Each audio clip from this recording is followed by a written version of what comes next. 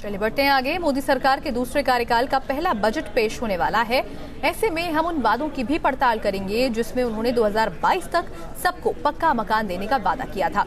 इसके लिए इस बार बजट में क्या कोई खास प्रावधान होगा? सबको पक्का मकान देने की एजेंडे की रूपरेखा क्या होगी? क्या 2022 तक लोअर मिडिल क्लास को एक अदद आशियाना देने का सपना कामयाब होगा? आइए देखते हैं इस रिपोर्ट में।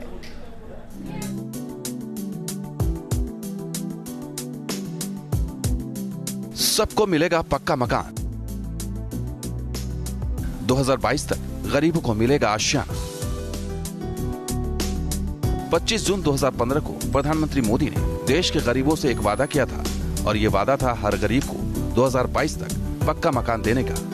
पीएम मोदी ने कहा था कि 2022 में देश की स्वतंत्रता की 75वीं सालगिरह मनाने तक आवास योजना के तहत देश के सभी परिवारों के पास उनका अपना घर होगा। बजट का वक्त है। ऐसे में प्रचंड बहुमत के साथ सत्ता में लौटी मोदी सरकार से उम्मीदें कुछ ज्यादा है। तो सवाल ये भी पूछे जा रहे हैं कि अपने इस वादे पर अब तक कितनी खरी उतरी है सरकार। ग्रामीण विकास मंत्रालय की वेबसाइट पर मौजूद 24 जून 2019 तक के आंकड़े के मुताबिक पीएम आवास योजना ग्रामीण के तहत 1,50,53,572 घर बनाने का लक्ष्य रखा गया है, जिनमें से 1,37,149 घर बनाने की मंजूरी दी जा चुकी है, जबकि 81,35,836 घर बनाए जा चुके हैं। 1 फरवरी 2019 को अंतरिम बजट में वित्त मंत्री पीयूष गोयल ने इस योजना के तहत 2014-2018 तक ग्रामीण और शहरी इलाकों में कुल 1,53,00,000 घर बनवाने का दावा किया था। अंतरिम बजट में 25,853 करोड़ के फंड का ऐलान भी किया गया था। 2018 में 26,405 करोड़ दिए गए। 2018 के बजट में इंटरेस्ट सब्सिडी के लिए 6,500 करोड़ फंड की व्यवस्था की गई थी, जिसका इस्तेमाल इंटरेस्ट सब्सिडी के लिए 2022 तक होना है।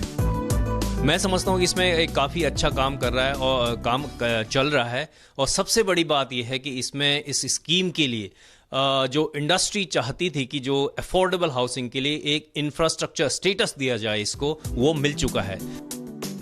सरकार 2022 तक सबको पक्के मकान के लक्ष्य पर काम कर रही है। केंद्रीय शहरी विकास मंत्री हरदीप सिंह पुरी की माने तो 2 साल पहले ही सरकार इस लक्ष्य को हासिल कर लेगी। लेकिन तस्वीर का दूसरा रुख भी है जो इस योजना पर सवाल खड़े कर रहा है। मेरा पैसा आप इसी को दिया गया। महाराष्ट्र से दिल्ली पहुंचे ये हैं सदानंद धनीराज कोंजे, जो इन दिनों कागजों का पुलिंदा लेकर भटक रहे हैं। वहाँ का पैसा वहाँ लगाना। महाराष्ट्र के भंडारा जिले के तुमसुर इलाके में रहने वाले सदानंद का नाम पीएम आवास योजना के तहत चयन हुआ था। उनका दावा है कि उन्हें नए घर के लिए पुराने घर को तोड़ने के लिए कहा गया। नए मकान के लिए 25,000 रूपए की पहली किश्त भी मिली, लेकिन बाद में नगर पालिका ने नई किश्त रोक दी। ऊपर से 25,000 रूपए लौटाने का हुक्म भी सुना दिया। ये वो फोटो है जिसमें इनका पहले मकान बना हुआ था। बताया गया कि प्रधानमंत्री आवास योजना के तहत जो है आपका मकान बनाया जाएगा, इसको ढा दीजिए। तो इन्होंने ये मकान अपना तोड़ दिया। तोड़ने के बाद ये मकान ढहने के बाद कुछ इस तरह का तस्वीर सामने आई, जिसमें इनकी पत्नी भी शायद खड़ी है और ये खड़े हैं और उसमें ये मकान भी दिख रहा है कि स्ट्रक्चर चल रहा है, काम चल रहा है। दुकान है पर पैसा नहीं है ना सर, पैसा खर्चा हो। सदानंद का आरोप है कि इस चक्कर में उनका पुराना घर भी गया, नया घर भी नहीं मिला। नतीजा अब वो सरकारी दफ्तरों और नेताओं के चक्कर काट रहे हैं। ना मकान मिला ना रोजगार मिला। मेरा तो सब कुछ छीन गया साहब जी, मकान भी छीन गया और रोजगार भी छीन गया। ऐसी योजना कोणते काम की साहब जी जो गरीब के साथ में ऐसा हुए?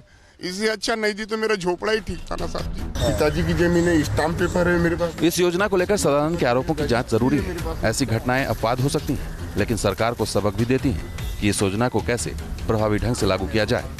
दिल्ली से सैयद आमिर हुसैन के साथ टीम न्यूज़ नेशन।